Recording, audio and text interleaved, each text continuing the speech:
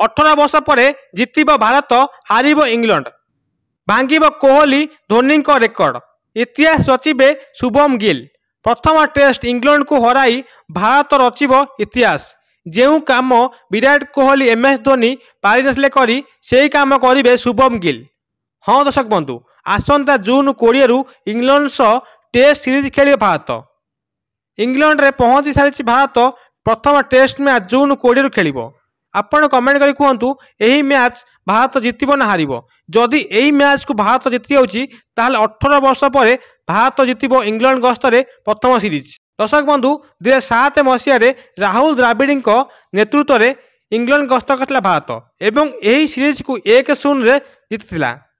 सेही समय गौतम गंभीर खेलाड़ी थिले आउ एबे अछंती भारत दल कोच। एहा परे 4 थर इंग्लैंड गस्त करिछि भारत। MS धोनी एवं विराट कोहली नेतृत्व में भारत गस्त करथिला इंग्लैंड एवं हारिथिला सीरीज। MS धोनी नेतृत्व में 2011, 2014 मसीह इंग्लैंड गस्त करथिला भारत एवं हारिथिला सीरीज। सेही भली विराट कोहली 2018 मसीहा 2022 मसीह इंग्लैंड गस्त करथिला भारत एवं यही सीरीज मध्य हारिथिला।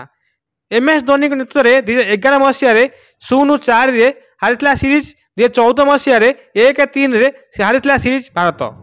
विराट कोहली नेतृत्व में 2018 मसीह 1-4 रे सीरीज हारिला बेले 2022 मसीह 2-2 रे सीरीज टाई रही।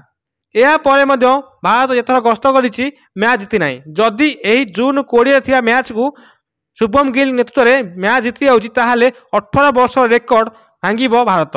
शुभम गिल इंग्लैंड विपक्ष में एते दबदबा नथला बेले किंतु तांको फॉर्म कहूछि यही मैच को जी मैच छड़े आनिबे। दर्शक बंधु आपण कमेंट करी कहतु यही मैच किए जितिबो। गौतम गंभीर के नेतृत्व में कौन भारत इंग्लैंड को हराई इंग्लैंड माटी फेर तो आपण मैंने कमेंट कर निश्चित कहतु। आ खेल टेक्निक अपडेट आम चैनल को सब्सक्राइब करूँ। नमस्कार।